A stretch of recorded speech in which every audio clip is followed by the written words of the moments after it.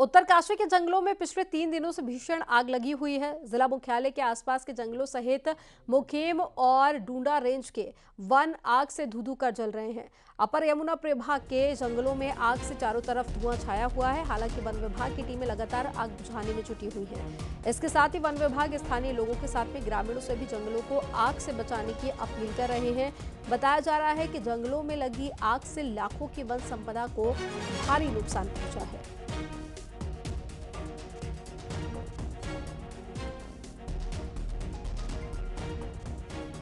लंबे समय से बरसात न होने के कारण सूखे जैसी स्थिति पैदा हो गई है और जंगलों में जो पिरुल व घास है वो सूखने लग गया है, जिस कारण से बनावटी घटनाओं में दिनों दिन बढ़ोतरी होती जा रही है। गांव वाले व जो जंगलों में बकरी चराने जा रखे हैं उनसे मेरी यह अपील है कि वो अपने आसपास आग न जलाएं। और ज्यादा जानकारी के साथ में बलवीर जुड़ गए हैं फोन लाइन पर। बलवीर, हर साल हम देखते हैं उत्तराखंड से कुछ ऐसी ही तस्वीरें सामने आती हैं, लेकिन इस बार क्या कुछ इंतजाम किए गए हैं ताकि आग को फैलने से रोका जा सके?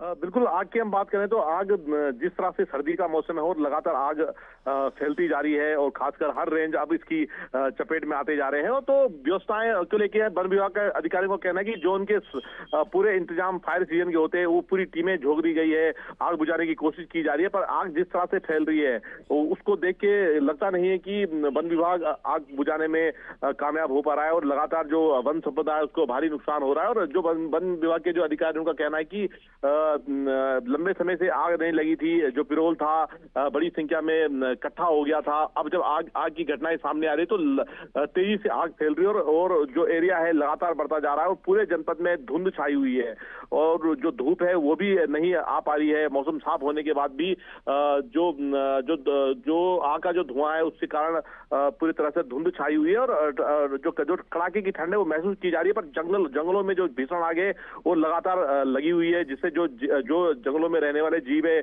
उन पे संकट गहराया हुआ है। तो कह सकते हैं कि 3 दिन से ज्यादा का समय हो गया है पर आग पे कोई काबू नहीं पाया गया है। लगातार डुंडा रेंज की बात करें, मुखेम रेंज की बात करें, धरासूर रेंज की बात करें, इस तरह यमुना घाटी के जो जंगल है, टोंस के जंगल है, यमुना बनपराग के जंगल है, सभी जगह आग बेकाबू होकर जल रही है और बड़ी मात्रा में वन संपदा को नुकसान हो रहा है। जी, जानकारी साझा करने के लिए बहुत शुक्रिया बलवीर आपका।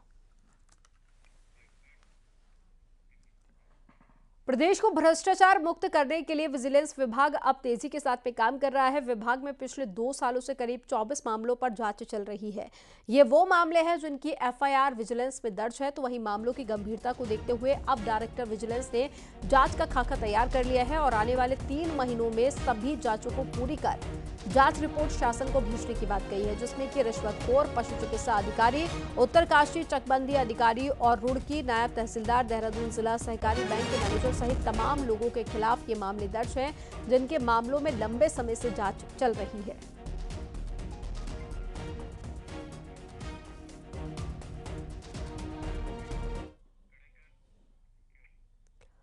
अब बात करते हैं मौसम के मिजाज की। पहाड़ में मौसम एक बार फिर से बदल सकता है। 23 और 24 दिसंबर को पहाड़ में बर्फबारी की आशंका है। मौसम विज्ञान केंद्र की तरफ से जताई गई है 3000 मीटर से ऊपर वाले इलाकों में बर्फबारी हो सकती है। तो वहीं मैदानी जिलों में बारिश की संभावना है। पहाड़ में इन दिनों कड़ाके की ठंड पड़ रही है और ऐसे में अगर मौसम बदलता है तो पहाड़ में ठंड और भी बढ़नी तय है।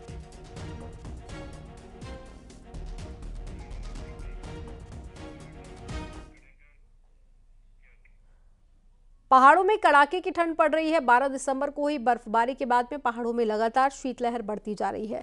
कड़ाके की ठंड के बीच में अब स्कूली बच्चे भी परेशान हो रहे हैं। पहाड़ों में सुबह शाम के तापमान में भारी गिरावट दर्ज की जा रही है। रात को 1 डिग्री तक तापमान पहुंच रहा है, जिससे कि नदी नाले तक जमने की कगार पर है। हालांकि दोपहर में थोड़ी सी धूप से लोगों को राहत जरूर मिल रही है।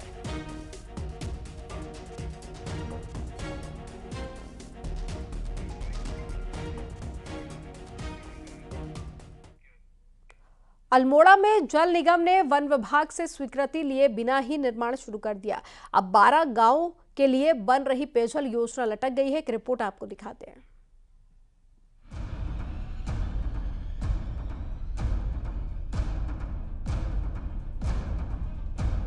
सरकारी विभाग कितने लापरवाह हैं, इसका अंदाजा इस बात से लगाया जा सकता है कि बिना वन विभाग की अनुमति के जल निगम ने 27 करोड़ की योजना बना दी, लेकिन वन विभाग को कानो कान खबर नहीं थी।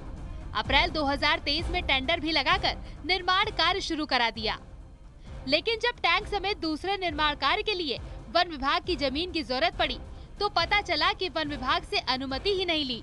उसके बाद कुछ कमियों को दूर कर आवेदन कर दिया है।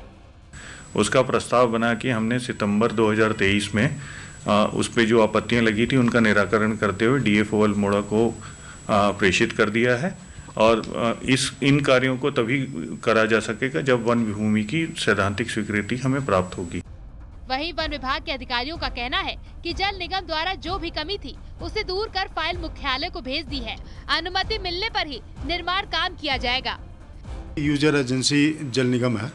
जल निगम द्वारा प्रस्ताव तैयार कर भारत सरकार को भेजने की कार्रवाई की जा रही है। उसमें कुछ कमियां निकली है तो उसको पुनः जल संस्थान को भेजा गया। उसमें जो कमियां को दुरुस्त करके पुनः ये यहाँ भेजेंगे और फिर ऑनलाइन आगे सबमिट कर दिया जाएगा। सरकारी विभागों की लापरवाही का खामियाजा 12 से ज्यादा गाँव के ग्रामीण भुगत रहे हैं, जो गाँव में पानी की लाइन पहुँचने का इंतजार कर रहे थे।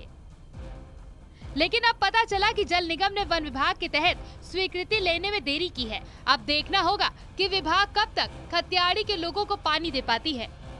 न्यूज़ 18 के लिए अल्मोड़ा से किशन जोशी की। जोशीमठ से लगभग 20 किलोमीटर पहले हेलंग से मारवाड़ी पुल तक 5 किलोमीटर का बाईपास बनाया जा रहा है और इस बाईपास के बनने से 40 किलोमीटर का सफर तीर्थ यात्रियों को आसान हो जाएगा। तो वहीं इस बाईपास में 290 मीटर का लंबा वायडक्ट पुल भी बनाया जा रहा है, जो कि उत्तराखंड में पहला सबसे लंबा वायडक्ट पुल होगा और इस पुल को पहाड़ से जोड़कर बनाया जा रहा है ताकि पहाड़ों के साथ ज्यादा छेड़खानी न हो। अलकनंदा नदी का स्पान अधिक होने की वजह से वायर डॉक्टर पुल का निर्माण यहां पर किया जा रहा है।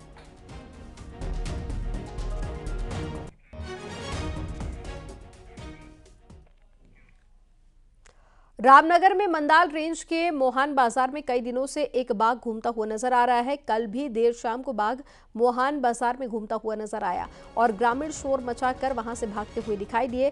ऐसे में बाघ का आबादी क्षेत्र के आसपास दिखाई देने से लोगों में डर का माहौल है। आपको बता दें कि कुछ दिन पहले यहां पर बाघ के हमले में एक मजदूर घायल हो चुका है, जिसके चलते लोगों में काफी आक्रोश देखा गया था।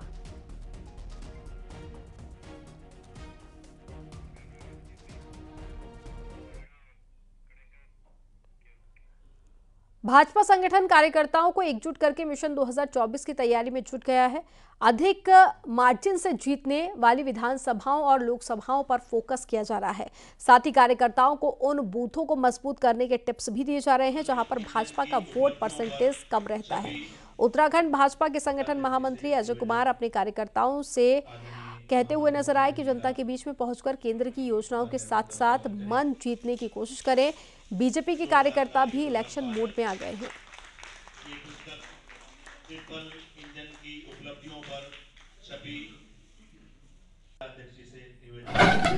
भारतीय जनता पार्टी का संगठन बूथ स्तर तक तैयार है।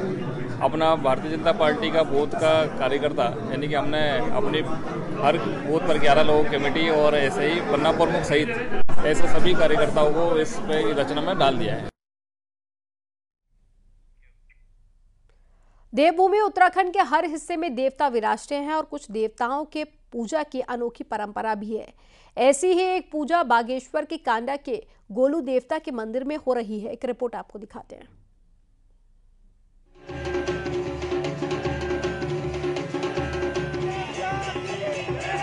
वेद पुराणों में उत्तराखंड को ऋषि मुनियों एवं देवी देवताओं की तपोस्थली कहा गया है।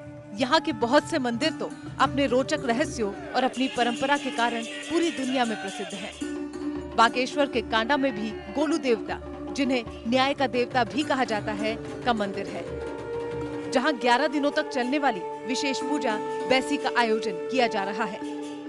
और इस पूजा के 8वें दिन देव डांगर घर घर जाकर आशीर्वाद देते हैं और उनसे भिक्षा लेते हैं। अष्टमी के दिन क्या है, जो गोलजू हैं उनके डांगर जो है हर गांव-गांव में जाकर भिक्षा लेते हैं, यानी कि जितना उनका इलाका होता है, पूरा इलाका होता है उनका ये, तो हर घर में जाके ये भिक्षा लेते हैं। ये हमारी एक आस्था से जुड़ी हुई चीज़ है, तो इसको हम मानते हैं। बहुत ही श्रद्धालु बाहर से भी आते हैं और बहुत श्रद्धा और आस्था इस मंदिर में है। और यहाँ पे रोज शाम को ग्राम लोग वासियों के द्वारा और बाहर से आने वाले अतिथियों के द्वारा जो यहाँ पे बहकर लाते हैं, दीप धूप लेकर आते हैं, उनके द्वारा भोजन किया जाता है। देवडांगर सूर्योदय से पहले ही 40 किलोमीटर की इस यात्रा पर निकल जाते हैं। दुर्गम रास्तों से होकर गुजरने वाली यात्रा देवडांगर नंगे पैर पूरा करते हैं। इस पूरी यात्रा में ग्रामीण देवडांगर का स्वागत करते हैं और उन्हें फल, फूल, मक्खन, घी, दूध, अनाज भेंट करते हैं। भगवान को अपने घर में पाकर खुशी से उनको भिक्षा देकर उनका आशीर्वाद लेते हैं और पूरे क्षेत्र में पैदल चलकर नंगे पांव चलते हैं। सुबह से पूरे घर घर में जाकर लोगों से भिक्षा लेते हैं। सभी ग्रामीण उसमें बड़ी आस्था के साथ उनका सम्मान और स्वागत करते हैं। यहाँ हर हिस्से में देवी देवता विराजमान हैं और यहाँ अनगिनत मंदिर हैं, जिसकी वजह से उत्तराखंड के देवभूमि होने की सार्थकता को सिद्ध करते हैं। और कांडा के गोलू देवता की नगर भिक्षा यात्रा भी अपने आप में एक अनोखी यात्रा है, जिसको आने वाली पीढ़ियों के लिए संजोए रखने की जरूरत है। न्यूज़ 18 के लिए बागेश्वर से सुष्मिता थापा की रिपोर्ट।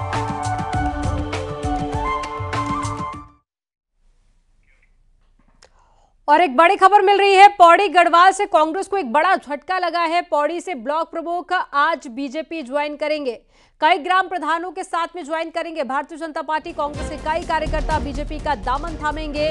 पौड़ी गढ़वाल से कांग्रेस को एक बड़ा झटका लगा है। दोपहर 12 बजे भाजपा मुख्यालय में ज्वाइनिंग होगी। प्रदेश अध्यक्ष महेंद्र भट्ट ज्वाइनिंग कराएंगे।